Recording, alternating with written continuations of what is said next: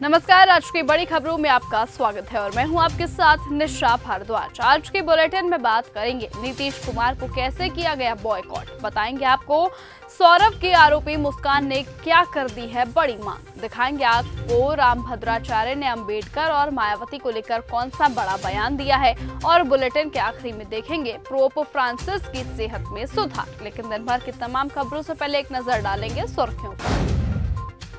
संभल हिंसा में जामा मस्जिद कमेटी के सदर एडवोकेट जफर अली को हिरासत में लिया गया।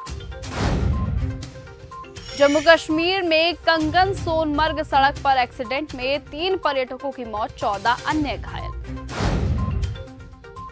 संजय राउत हिंदुओं को बदनाम कर रहे हैं, संजय निरुपम ने उद्धव ठाकरे की पार्टी पर बोला हमला। सौरभ की आरोपी मुस्कान ने कर दी है बड़ी मांग। सौरभ राजपूत हत्याकांड में सट्टेबाजी का एंगल सामने आया है। पुलिस सूत्रों से मिली जानकारी के अनुसार साहिल लंबे समय से सट्टे का आदी था और आईपीएल में सट्टा लगाने की तैयारी कर रहा था। इस सट्टेबाजी में मुस्कान भी शामिल थी और वो साहिल को सट्टा लगाने के लिए पैसा देती थी। इस बीच मुस्कान ने अपने बचाव के लिए सरकारी वकील की मांग कर दी है। उसने पुलिस से कहा है कि वो अपने केस को लेकर सरकारी वकील से बात करना चाहती है। नीतीश कुमार को किया गया बॉयकॉट। मुख्यमंत्री नीतीश कुमार की इफ्तार पार्टी को इमारते सरिया सहित कई धार्मिक मुस्लिम संगठनों द्वारा बॉयकॉट किया जा रहा है।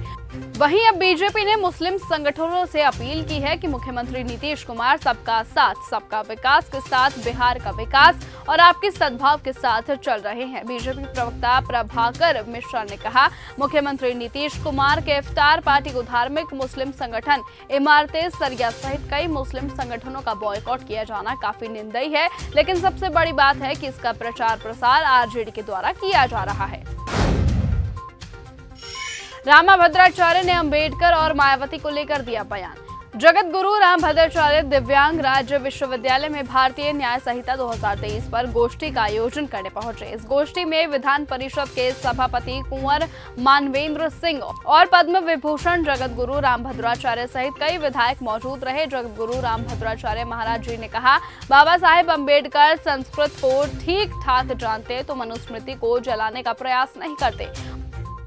उन्हें भी संस्कृत का एक भी ज्ञान नहीं था। मैं कह सकता हूं, मनुस्मृति में एक अक्षर भी राष्ट्र निर्माण के विरोध में नहीं लिखा गया है। महाभारत काल की न्याय प्रक्रिया अधूरी थी और रामायण काल की न्याय प्रक्रिया समग्र थी। भगवान श्री राम ने मनुस्मृति को आधार बनाकर न्याय किया था। दिल्ली बजट सत्र से पहले मंत्री आशीष सूद का बड़ा दावा। दिल्ली विधानसभा बजट सत्र की शुरुआत से पहले शिक्षा गृह सहित कई विभागों के मंत्री आशीष सूद ने शिक्षा विभाग के अधिकारियों के साथ बजट और शिक्षा सुधारों को लेकर चर्चा की। इस दौरान उन्होंने नई शिक्षा नीति 2020 के तहत आधुनिक तकनीकों, स्मार्ट क्लासरूम और कौशल विकास कार्यक्रमों पर जोर दिया। मंत्री आशीष सूद ने दिल्ली में पानी और बिजली की आपूर्ति के मसले पर कहा, हम दिल्ली में बिजली के बुनियादी ढांचे, पानी के बिल और पानी के प्रदूषण से जुड़े सभी मुद्दों को सिर्फ 100 दिन में हल नहीं कर सकते हैं। पहले 100 दिन के दौरान हमारी प्राथमिकता गर्मियों के दौरान निर्बाध बिजली और पानी की आपूर्ति सुनिश्चित करना है। मुस्कान के दिमाग में कैसे आया सौरभ के मर्डर का आइडिया? सौरभ राजपूत हत्याकांड में लगातार बड़े खुलासे हो रहे हैं। अब इस रिपोर्ट में खुलासा हुआ है कि मुस्कान और साहिल ने सौरभ की हत्या करने के लिए मुस्कान सबसे बड़ी मास्टरमाइंड निकली थी। उसने अपने पति को मारने के लिए यूट्यूब पर सर्च किया था कि किस तरह से सौरभ राजपूत की हत्या की जा सकती है। सौरभ को मौत के घाट उतारने के से पहले मुस्कान और साहिल ने हत्या के तरीके के जानने के लिए हसीन दिलरुबा फिल्म के दोनों पार्ट देखे। पुलिस से पूछताछ में मुस्कान ने बताया है कि ड्रम में शव रखकर सीमेंट डालने का आइडिया साहिल का था। प्लानिंग थी कि ड्रम को मजदूर लगाकर उठवाकर बाहर फेंक देंगे जिससे किसी को वहां पर शक नहीं हो। जामा मस्जिद के सदर जफर अली हिरासत में। उत्तर प्रदेश के संभल की जामा मस्जिद के सदर जफर अली को पुलिस ने हिरासत में लिया है। पुलिस जफर अली से हिरासत में लेकर जामा मस्जिद हिंसा मामले की पूछताछ कर रही है। कोर्ट के आदेश के बाद पुलिस 24 नवंबर को हुई सर्वे के दौरान भड़की हिंसा के मामले में पुलिस लगातार कार्यवाही कर रही है। पुलिस अब तक संभल हिंसा के मामले में 50 से ज्यादा लोगों को जेल भेज चुकी है, जिनमें कई महिलाएं भी शामिल है। पहली बार है कि जब शाही जामा मस्जिद कमेटी के सदर से पूछताछ की जा रही है। गुजरात की विसावदर सीट से आपने गोपाल इटालिया को उतारा। आम आदमी पार्टी ने गुजरात की विसावदर विधानसभा सीट पर उम्मीदवार की घोषणा कर दी है। विसावदर विधानसभा सीट से आम आदमी पार्टी ने गोपाल इटालिया को उम्मीदवार बनाया है। आक्रमणकारी मानसिकता वाले लोग देश के लिए खतरा। बेंगलुरु में आरएसएस के सह कार्यवाहक दत्तात्रेय होसबाले ने कहा, अतीत में बहुत सी घटनाएं हुई हैं। दिल्ली में एक औरंगजेब रोड थी जिसका नाम बदलकर अब्दुल कलाम रोड कर दिया गया है। इसके पीछे कुछ कारण थे। औरंगजेब के भाई दारा शिकोह को हीरो नहीं बनाया गया। गंगा जमुनी तहजीब की वकालत करने वालों ने कभी द्वारा शिकोह को आगे लाने के बारे में सोचा ही नहीं। क्या हम ऐसे किसी व्यक्ति को आइकन बनाएंगे जो भारत की संस्कृति के खिलाफ थे, या हम उन लोगों के साथ जाएंगे जिन्होंने इस भूमि की परंपराओं के अनुसार काम किया है? अगर आक्रमणकारी मानसिकता वाले लोग हैं तो वो देश के लिए खतरा है। हमें तय करना होगा कि हम अपने देश के संस्कृति के साथ किसे जोड़े जा रहे हैं। ये धर्म की बात नहीं है, ये आरएसएस का दृढ़ विचार है।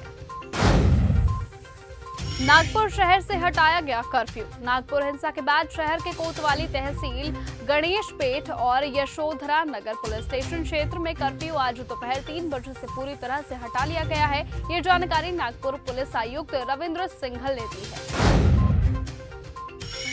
रमजान के महीने में तिरुपति पहुंचे शहीर शेख। फिल्म दो पत्ती से बॉलीवुड में अपना डेब्यू करने वाले एक्टर शहीर शेख ने छोटे पर्दे पर कई किरदार निभाए। शहीर के कई सुपरहिट सीरियल्स में से एक है महाभारत। 13 साल पहले सिद्धार्थ कुमार तिवारी के मैथोलॉजिकल ड्रामा महाभारत में ये शहीर ने अर्जुन का किरदार निभाया था। हाल ही में शहीर शेख के साथ महाभारत की पूरी टीम तिरुपति मंदिर में अपना रीयूनियन सेलिब्रेट करती हुई नजर आई थी। इस रीयूनियन में शो की लगभग पूरी स्टार कास्ट शामिल थी। उनकी ये फोटोज सोशल मीडिया पर अब खूब वायरल हो रही हैं। सुशांत सिंह राजपूत को याद करती हैं रिया चक्रवर्ती। सुशांत सिंह राजपूत मामले में रिया चक्रवर्ती को सीबीआई ने क्लीन चिट दे दी है। तमाम आरोपों के बावजूद एक्ट्रेस को कई बार अपने बॉयफ्रेंड सुशांत की याद में इमोशनल होते हुए देखा जा चुका है। कई मौकों पर रिया ने सुशांत के साथ अपनी अनसीन फोटोज शेयर की है। इस फोटो में रिया चक्रवर्ती सुशांत सिंह राजपूत के साथ किसी पहाड़ी पर बैठे दिख रही हैं। दोनों एक दूसरे के साथ खूबसूरत मोमेंट एंजॉय करते हुए दिखाई दे रहे हैं। बच्चों के साथ वैकेशन से लौटी करीना कपूर। बॉलीवुड एक्ट्रेस करीना कपूर पिछले कई दिनों से अपनी फैमिली के साथ विदेश में वैकेशन मना रही थी। वो जब वापस मुंबई लौटी तो एक्ट्रेस को मुंबई एयरपोर्ट पर स्पॉट किया गया। एक्ट्रेस और उनके परिवार को एयरपोर्ट पर स्टाइलिश लुक में स्पॉट किया गया है। करीना कपूर और सैफ अली खान की ये तस्वीरें मुंबई एयरपोर्ट की है, जहां पर कपल को संडे के दिन स्पॉट किया गया है। पाकिस्तान में नमाज पढ़ना भी गुनाह है। पाकिस्तान के पंजाब प्रांत में अहमदिया समुदाय के 50 से अधिक लोगों के खिलाफ एफआईआर दर्ज की गई है। उन पर आरोप है कि उन्होंने जुमे की नमाज अदा की है, जो उनके लिए प्रतिबंधित है।